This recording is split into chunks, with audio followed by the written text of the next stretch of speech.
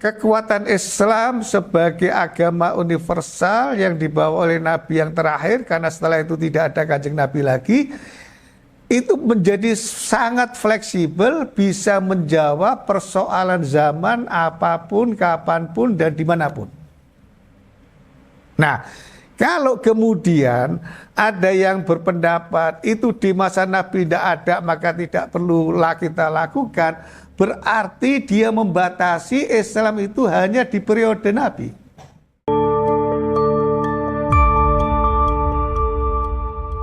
Assalamualaikum warahmatullahi wabarakatuh. Alhamdulillah, assalatu wassalamu ala rasulillah Sayyidina wa maulana Muhammad ibn Abdillah wa alihi wa ashabihi wa man wala ila yaumil qiyamah amma ba'd. Saudara-saudara, malam hari ini kita akan membahas persoalan yang lumayan cukup serius yang berkembang di masyarakat. Ada beberapa orang yang berpendapat tidak perlu melakukan imunisasi, memberikan vaksin kepada balita. Ya. Dengan alasan karena itu tidak pernah dilakukan di masa Kanjeng Nabi. Di era kenabian itu tidak ada vaksin imunisasi.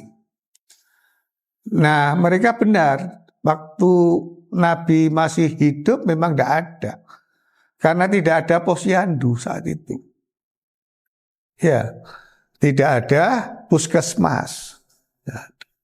Nah, tetapi yang perlu kita ketahui, kenapa, pertanyaan penting ini, kenapa Islam yang dibawa oleh Kanjeng Nabi, pertama Nabi itu Nabi terakhir.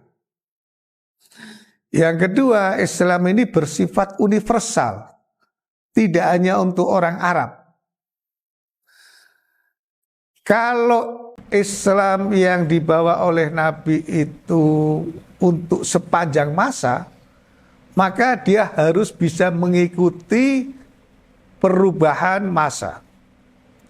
Dia harus bisa mempengaruhi periode masa ketika Islam itu masih ada. Kalau tidak, dia akan ditinggal dan ketinggalan.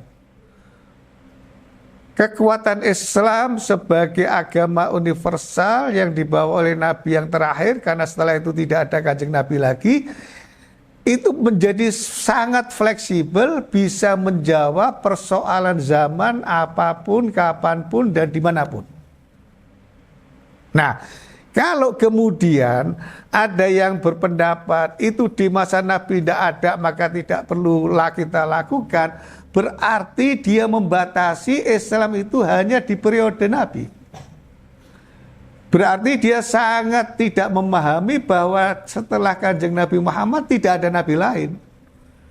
Berarti dia tidak memahami bahwa Islam itu bersifat universal, seluruh alam, bangsa, suku, apapun.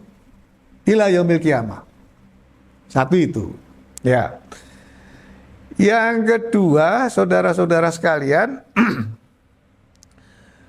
persoalan imunisasi itu bukan persoalan ibadah mahdhah yang bersifat ibadah, yang bersifat ubudiyah saja. Ketika di masa Nabi tidak dilakukan, tetapi dia tidak keluar dari syariat Islam, itu masih boleh dilakukan. Yang disebut dengan bid'ah hasanah. Nah, imunisasi ini persoalan muamalah duniawiyah. Sesuai dengan kaidah fikih, persoalan-persoalan muamalah itu hukum asalnya boleh. Sampai ada ketentuan dalil yang melarang, baru menjadi tidak boleh. Jadi ini harus diperhatikan dua hal, tentang fleksibilitas Islam yang mampu menghadapi tantangan zaman kapanpun, dan yang kedua persoalan vaksin adalah persoalan duniawiyah muamalah, bukan ubudiyah mahdhah. Nah, kalau ada yang kemudian meragukan, ini bahan yang dipakai untuk vaksin itu bisa saja zat yang haram. Nah, kalau itu syubhat, kalau ragu itu kan berarti syubhat, meragukan.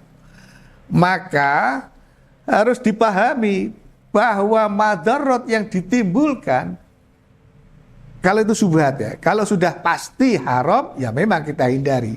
Tapi kalau masih sebatas syubhat, ketika madarat yang dimunculkan itu jauh lebih besar, maka kita sementara kita tunda tentang syubhat itu. Tidak bisa anak yang sudah harus mendapatkan imunisasi ditunda sampai kemudian ada penelitian yang membuktikan bahwa vaksin yang dipakai zatnya itu tidak mengandung zat yang haram. Bisa butuh berbulan, bertahun, sudah kehilangan waktu kesempatan untuk menyehatkan seorang balita. Nah, saudara-saudara, itu dua hal yang penting tadi itu. Saya ingin lebih memperkuat lagi dengan beberapa dalil yang ada di dalam Al-Quranul Karim. Persoalan imunisasi bagi seorang bayi itu bukan persoalan individual saja, tetapi itu menyangkut persoalan publik. Kenapa? Kalau seseorang itu mendapatkan imunisasi, dia menjadi imun terhadap penyakit yang muncul kemudian, apakah itu polio, campak, ya, apalagi penyakit-penyakit yang bisa berbahaya untuk bayi. Itu kalau dia mengalami cacat, stunting, menjadi cebol, tidak bisa tumbuh kembang, kalau dia mengalami cacat secara fisik, itu sudah pasti dapat dimungkinkan cacat juga secara non-fisik. Nah, ketika dia cacat secara fisik, dia membuat masyarakat menjadi lemah. Tidak hanya individu anak yang bersangkutan, tetapi komunitas yang ada di dalam negara itu atau bangsa itu akan menjadi lemah. Maka imunisasi itu sebetulnya tidak hanya persoalan pilihan seseorang, tetapi dia harus mampu membangun sebuah masyarakat yang disebut dengan herd community. Kekuatan sebuah masyarakat. Nah, mari kita lihat beberapa paling tidak ada dua ayat Al-Quranul Karim. Yang pertama di dalam surat Al-Baqarah. Saya akan bacakan, a'udzubillahi minasyaitonirrajim. Wala tulqu biaidikum ila tahlukah wa ahsinu innallaha yuhibbul muhsinin. Ayat ini diawali dengan wa anfiqu fi sabilillah wa la tulqu bi aidikum ila tahlukah wa ahsinu innallaha yuhibbul muhsinin. Dan janganlah kamu menjatuhkan dirimu sendiri ke dalam kebinasaan. Dan berbuat baiklah karena sesungguhnya Allah menyukai orang-orang yang berbuat baik. Menolak untuk melakukan imunisasi, memberikan vaksin kepada seorang balita, itu akan menjerumuskan si balita itu ke dalam kebinasaan, tahluka. Yang tadi saya mengatakan bisa cacat seumur hidup, bahkan bisa membawa kematian sang bayi. Wala tulku, Allah melarang itu. Jangan sampai kita menjerumuskan diri kita ke dalam kehancuran, kebinasaan. Yang kedua di dalam surat An-Nisa ayat 9. A'udzubillahi minasyaitonirrajim. Wal yakhshal ladina law taraku min khalfihim dzurriyyatan di'afan khafu alaihim. Falyattaqullaha wal yaqulu qaulan sadida. Dan hendaklah takut kepada Allah orang-orang yang seandainya meninggalkan di belakang mereka anak-anak yang lemah, yang mereka khawatir terhadap mereka, terhadap kesejahteraan anak-anak itu, terhadap kesehatan anak-anak itu. Oleh sebab itu hendaklah mereka bertakwa kepada Allah dan hendaklah mereka mengucapkan perkataan yang benar. Saudara-saudara sekalian, membiarkan balita terancam penyakit yang bisa sampai seumur hidup, akan kematian, kita diingatkan oleh Allah agar supaya kita tidak meninggalkan di belakang kita generasi yang lemah. Oleh karena itu apa? Harus disiapkan generasi yang kuat. Secara fisik sehat, secara ekonomi kuat, secara akal, pikiran dia sehat, dia intelektual, dia akademikus, dia bisa berkompetisi di dalam kehidupan. Sehingga kita tidak takut meninggalkan generasi yang lemah. Perhatikan saudara-saudara, Allah tidak hanya mengatakan agar kita khawatir meninggalkan generasi yang miskin, tidak. Tetapi yang lemah.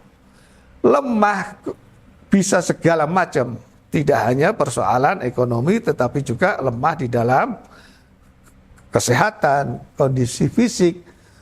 Orang yang karena tidak mau melakukan imunisasi, memberikan vaksin kepada anak, kemudian dia naudzubillah, kemudian stunting, ya tinggi badan dengan usia tidak sesuai, berat badan tidak sesuai, usianya sudah 20 tahun, tingginya masih 100 cm dan seterusnya. Bahaya penyakit seperti itu. Nah, 2 ayat Al-Quranul Karim. Yang satu, yang kedua, ya, yang berikutnya adalah hadis.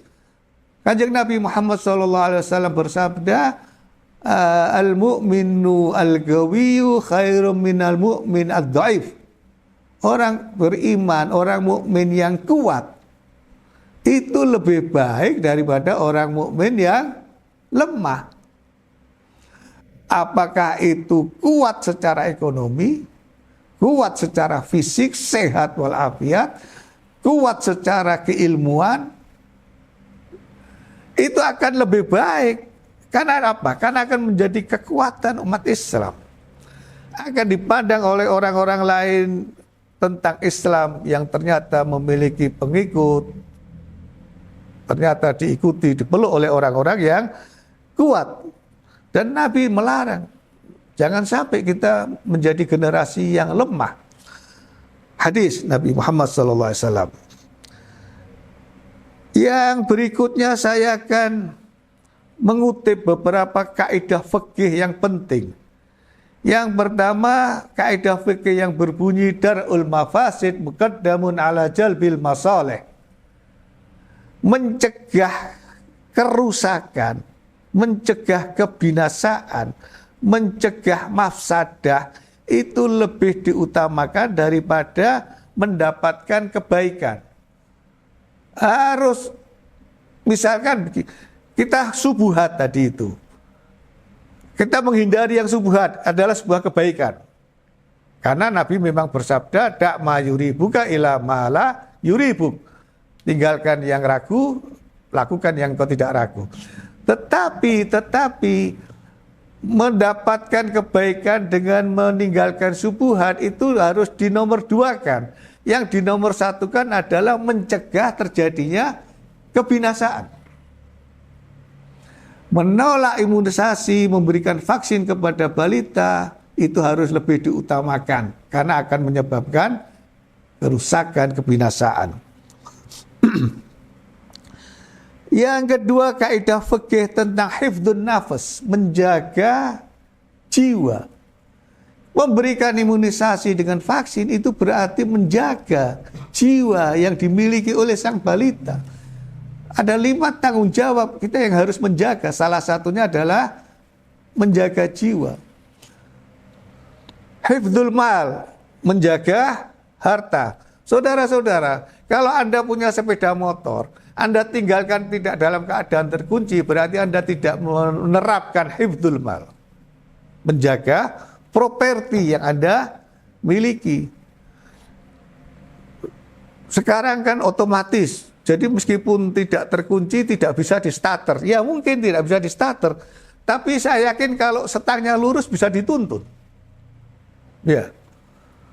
Kalau hilang, hak milik Anda hilang, itu berarti Anda mengabaikan kewajiban untuk menjaga hifdzul mal. Nah, memberikan vaksin dengan imunisasi adalah termasuk menjaga jiwa. Yang ketiga, kaidah fikih yang sangat penting ini dalam kaitannya dengan imunisasi. Al-hajatu tanzilu manzilatad darurah amatan kanat au khassatan. Sesuatu yang diperlukan, sesuatu yang dibutuhkan, itu bisa diperlakukan sebagai sesuatu yang wajib. Ketika imunisasi itu sesuatu yang dibutuhkan, maka yang hukum asalnya itu boleh, dia bisa menjadi sesuatu yang wajib.